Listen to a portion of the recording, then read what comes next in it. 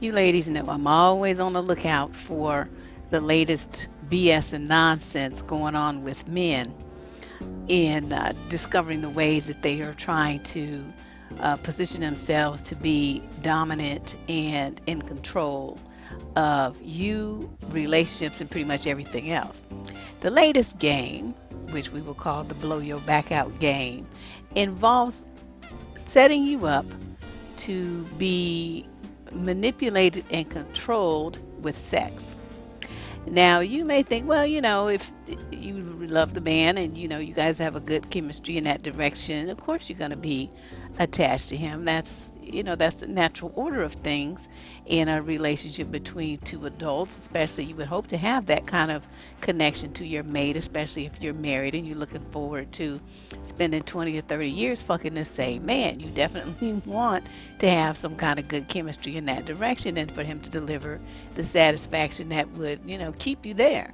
But that's not what these guys are talking about. They're not talking about marriage, and they're not talking about commitment, and nor are they talking about love, tenderness, none of that. That's not what they're talking about.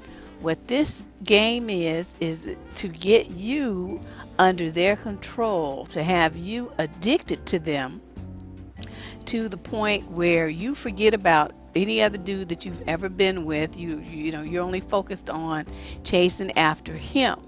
Again, this is not in relationship to any committed relationship. They just want to have a stable of women chasing after them and only fucking them. That's the goal. Okay, so keep that in mind as you listen. Not one time was making love, commitment, marriage, or engagement, long term, nothing. That was not mentioned in any of the videos that I listened to. It was all about their dick and controlling you. Okay, so let me talk about this. So the main thing that you need to understand, let's start at the beginning. They're calling this incorrectly. They're referring to this manipulation of your sexuality as womb imprinting. Now, from everything I can tell, this originates from one idiot who's into tantric sex and manipulating women's mind. It's like some old pimp game, but the dude has just put it in a new package, and he got other people buying into it, and now niggas all over YouTube are making videos talking about womb imprinting. Motherfuckers didn't know what a womb was until last week. But nevertheless, they're talking about womb imprinting. Now, let me explain to you what the real womb imprint is. Womb imprinting has to do with the gestational period. While a woman is pregnant, that 9 months where she's carrying a child, it's a theory that suggests that during the gestational period rather, the child absorbs the energy, the memories, the fears, the experiences, and whatever events are going on with both the mother and in the environment around the mother. So this theory proposes that the gestating fetus stores in its physical and psychological body imprints of all of these situations, experiences, and traumas, and that it is basically imprinted with those things, starting at conception. Basically, that's basically what they're saying. Keep in mind, this is a theory. There's nobody that can prove this, but this theory was really, really big in the 90s, and they used to have actually these rebirthing ceremonies. I mean, it was this whole big deal. People would get together, right, and they would get into these artificial wombs, and they would cry, and they would relive these, womb traumas or whatever. And even, like if they had a traumatic birth where they had to use forceps, or, the mother had to have a C-section, or, whatever. Okay, whatever the situation was, they would rebirth themselves with these artificial wombs, and they'd have them in warm water, and the people would cry. I mean, that's some white people shit. But basically, that's what it was. It was all, this thing about the imprints that they absorbed in the womb. And so they were going to get, clear that away by being rebirthed. And that's where all that, you heard the phrase, the inner child and healing your inner child. I mean, all of that was all part of that same, hippie stuff of the 90s. So These guys have taken that term, womb imprinting, and turned it around to be something that can be done via their dick. Okay, and it just never fails. And niggas and their dicks, it just drives me crazy. They really do believe their dicks have magical superpowers and stuff. Now it can clear out traumas that women have experienced at the hands of other men or other situations, PTSD, global warming. Their dicks have all the powers to change all of that. Okay, let's just talk about that first. Okay. So anyway, but basically what they're promoting is that by they can re-imprint your womb through good fucking. That's what they're saying it. So they're saying they think that, if you're not really interested in them, you're not really giving them the kind of relationships that you want, they're losing your attention, whatever. That means that you have ties to other men through sexual experiences. And so they believe that by putting it down on you and making you have wild orgasms on their dick instead, that they can break those ties and they establish new ones so that you will be forever chasing after them versus thinking about some man from your past. So in their minds, all they have to do is fuck you into submission, and you won't ever leave them, you won't ever cheat on them, you won't give them a hard time, because you will be soul tied to them via your womb. They believe, like I said, that their dick can imprint your womb. Now, from what I saw, there's a lot of, the dudes who are promoting this are telling other men that they need to focus more on learning how to fuck. That's basically, what they're saying. They, all need to, get up your dick game, they say. You need to control your dick. You need to learn how to please women in bed. Now, as I said at the start, this is not with the goal of creating a better relationship, to make you a happier woman, to build a stronger marriage, to satisfy the woman they love, to make love to her versus just fuck her. Nope. All of this is about using their penis as a weapon of control against you. Because you think about it, look at the way that they even talk about it. They don't talk about sex in a way that's tender and loving and romantic and something that's meaningful emotionally. They talk, I tear that shit up, I'm gonna beat it up, those kind of terms. They talk about things in a way that's like violent and predatory. And it's kind of scary because you think about, the delicate nature of a woman's cervix and all those internal organs, and they don't seem to really have any concern about the fact that they may be doing some long-term or even permanent damage to your body in that region. It's not meant to be beat up and stuff like that. I mean, you know what I mean? Cervix is not meant to be pounded. It's delicate. All of those organs are delicate. It could cost you your fertility. So I'm just sitting there listening. I'm like, these people are fucking unbelievable. Where are their parents? Why aren't their parents telling them, son, you're fucked up in the head. We need to re-educate you because you can't be my son acting like this. You can't. This is this is unacceptable behavior.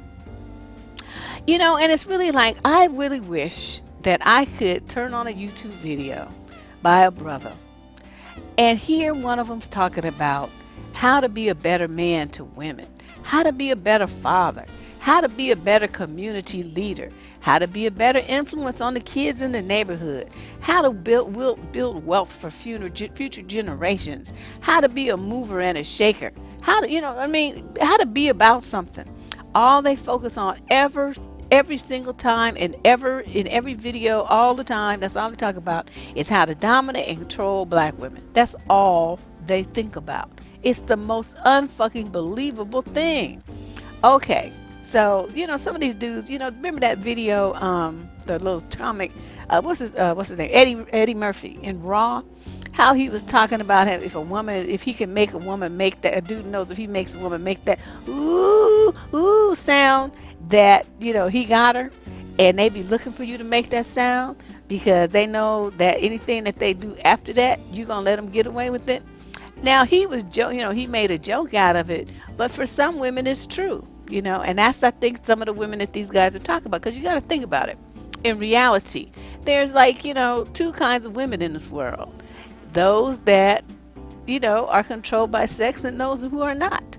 And the ones who are, there's people who are suggestible to hypnosis, and those who are not. There are people who follow, religion, which is some shit they can't see, and those who do not. And there's, women who ascribe to, these kind of things like roots and working roots on people and all that stuff. And then there's those that are not. So see, I don't believe in none of that shit. My thing is, if it's mind over matter. If I don't mind, then it don't matter.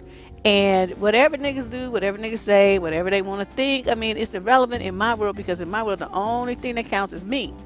So when you have women who really do believe that men and what men think, what men say, and what men want is more important than what they want and think and feel as women, then they position themselves to be taken advantage of in situations like this. I keep telling y'all, you got to strengthen your minds. This shit, with these kind of simple ass games, would not work on you if your mind was right. But as long as you keep thinking, you going through life using your pussy and thinking that niggas, just because you get an orgasm, that means something, like you're going to get up from the orgasm with a relationship and happily ever after. See, you just going to get yourself, you're going to be having yourself fucked over. And those are the kind of, that they're depending on you to be like that so they can run this kind of simple ass game. But in reality, like if a dude was a decent sort, then I mean, a woman would want to be with him. There's women who are with dudes who they don't even have an orgasm. They've never had one, or maybe only have one every now and again, and they'll never leave that guy because he's in their head and he's in their heart because of how he treats them and the communication they have and stuff like that. So these guys are real simple. They're not looking at the whole scope of a relationship. They're only looking at one aspect. And if you look at only that one part, to me that means that you don't have any qualifications in the other areas, so you just have to focus on this one. Women really want it all, but if they have to settle, they're gonna take less of that and more of the other things. More, the dude's got money, the dude provide financial security, the dude is funny, the dude it takes care of business. I mean, they're gonna be looking at other things with a higher priority than what he does with his dick. So anyway, let's move on. So there's this womb imprinting with the dick. No such thing. No such thing. And I think it is important, though. I want to, like I was talking about the rebirthing process. It goes two ways. I mean, the baby can absorb negative things, but it can also absorb pleasant, loving experiences. I mean, things that brought the mother peace and calm. Like maybe she sang to the baby all the time or whatever, played the piano, whatever. That kid may really enjoy music. It may soothe the baby when it's crying because that's what it heard in the womb. Now, it's really important. I think my grandmother used to always talk about that. Try to stay calm when you're pregnant, and this is what that's referencing, because if the mother has a high rate of what's called neural hormones, and those are hormones that are released related to stress. So like the thyroid will release the variety of hormones, and they're affected like downwind from the body, usually through the nervous system in some rate. Accelerated heart rate, the anxious stomachs, higher blood pressure, negative things like that. And those hormones might include cortisol, adrenaline, and epinephrine. And if those things are going to be passed to the baby, and so the more stress the mother experiences, the more frequently she experiences it, the more damage will be done to that baby. And I was reading a study, and we're talking about advanced MRI scans of the fetuses whose mothers were chronically stressed, and they found reductions in what's called the hippocampal volume. That's the hippocampus is a part of the brain that's related to learning and to memory. And they've also found an increase in amygdala volume, and that's a part of the brain that's responsible for processing of emotions. So if you got some areas in your brain that getting fucked up when you still an infant, it makes you have a higher risk for emotional, and mental illnesses and psychiatric illnesses. Okay, could that possibly be one of the reasons that there's so much in my series of undiagnosed mental illness amongst black men?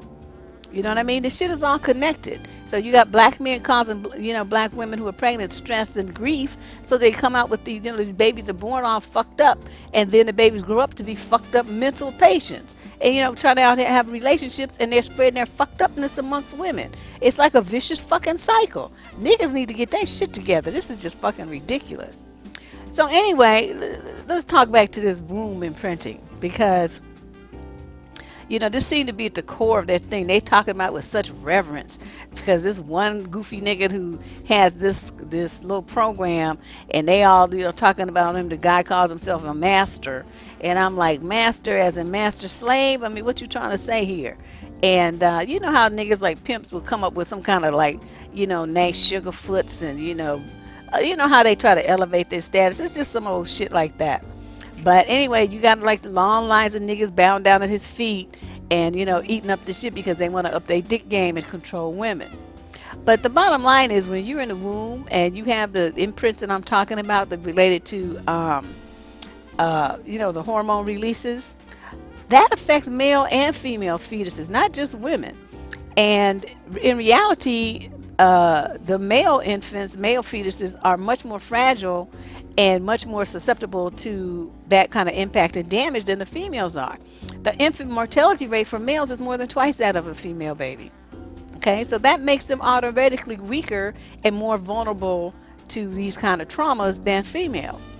And when you have a infant that's been womb imprinted in a negative way, you're going to see that. And it's going to manifest in physical symptoms, emotional disturbances, their relationship behaviors and choices, attachment dynamics. I mean, that's why you see some babies that are real clingy and whiny, and other babies who are very independent and happy. Is going to relate to how that parent responds to that child. There'll be some babies that'll be overly emotional in situations. They grow up to be overly emotional, fucked up, emotional, adults. It's going to manifest itself in your physical posture, your sensitivity to touch and textures, allergies, chronic illnesses like heart disease and immune deficiencies, and your susceptibility to cancer, mental illnesses like schizophrenia, being bipolar, is your rate of depression, nervous system regulation, fear and safety feelings. You know how some people are just real scared of every goddamn thing. Your feelings of security, your willingness to try new things and experiences, take risk. Your resilience levels, that's how fast you bounce back from something. And whether you're a calm or anxious person, and lots more. I mean, like the dozens and dozens of things can be impacted by, as you mature, by the things that you experience in the womb. Now, this is, like I said, a theory. It probably has some merit. But like I said, you're not going to find where some nigga's dick 30 years later can womb imprint you. This makes no sense. I'm like, you guys really? You really think this? You haven't thought through this shit this nigga's telling you any further than that. Okay. So, let's talk about, though, some options here. Because I'm looking at this and I'm like, these like what I call spiritual hocus pocus folks, they claim that every emotional and energetic and sexual encounter that we experience imprints into our womb space. That's what they say. And each one of these people who says that, though, is offering you a solution for anywhere between $400 and $1,000. Keep that in mind. So, they're claiming that we carry the genetic material of our past lovers within our body for up to 7 years until we release and heal them. And but these people claiming, that they can clear all that up for you, I put them in the same category as quack doctors and preachers. They all talk a lot of shit. They all give you false dreams, and they sell you snake oil while they take your money. So, whatever. Y'all believe that if you want to. Because look at it. Look at all the different options that would be present to prevent you from having this genetic material, into your body. Now, what if you use a condom? You always use a condom. There's no genetic material shared. Does that count? What if you use a barrier type birth control? Like, a foam or a diaphragm and foam. And nothing from him ever touches your cervix or your womb. Does that count? What if you don't enjoy the sex? You stop it before it's over. Does that count? If he only puts the tip in and all this other stuff they be talking about. What if he's impotent? You have sex, but, he doesn't come. Nothing comes out. Does that count? What if his sex is whack and you don't come? Does that count? Because think about it, the orgasmic response in the female, the contractions of the uterus, are what draws the semen that's deposited into the vagina up into the cervix and therefore into the womb, and the egg drops down from the fallopian tubes, is fertilized, blah blah blah blah. Okay, so if she never has an orgasm, and she never, that it never happens, it's never drawn into her womb, it just sits in the vagina and gets spit out, then does that count? Think about it. I'm talking medical here. What if you have a lot of fibroids? Think about how many black women are having fibroid tumors, and your womb is blocked by them. This, like, those women have very, very painful menstrual cycles. Very heavy with bleeding. They have a lot of pain, so the access to their womb is blocked. Does that count? What if you had a hysterectomy? You don't even have a womb anymore. Does that count? So you see what I mean? When you start poking holes in their bullshit, it just really makes no goddamn sense. And I don't understand why they sit around believing this stuff and telling each other this nonsense. It's like, dude, put your head on straight and think with that little pea brain you got for a minute. And you can see that you're just buying into some bullshit. So basically, ladies, they're promoting that if they give you dick right, you're going to get hooked on them. You're going to get addicted to them. Their ultimate goal, though, is not for that to develop into a love thing. It's all about domination, power, and control. And when you think about it, why would somebody go through all them kind of conniptions? What is it that really, what's really motivating that behavior? I think it's because they're really terrified. They're anxious. They worry about failing. They worry about being impotent. They worry about being helpless. They worry about rejection. They worry about having their needs met. So when you have people worrying about stuff like that constantly, what they're going to do is try to control the people and the situations around them. That's what happens. That's why people turn into control freaks, because they feel so like their life and everything happening to them is so out of control. So basically, what you have is control is a fear management tool. That's what it is. So there's two types of control freaks. The first type is the kind that tries to control their anxiety in a more self-absorbed, self-focused way.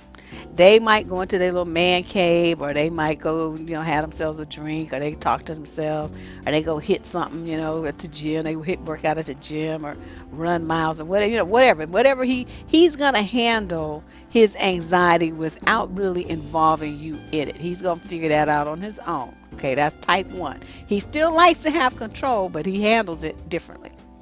Okay, then there's the second type, and that's the type that we see most often in the black community. These are the type that want to cope with their anxiety by controlling and diminishing you so that they feel better. Because see, the more that they push you down, the higher they feel and the better they feel.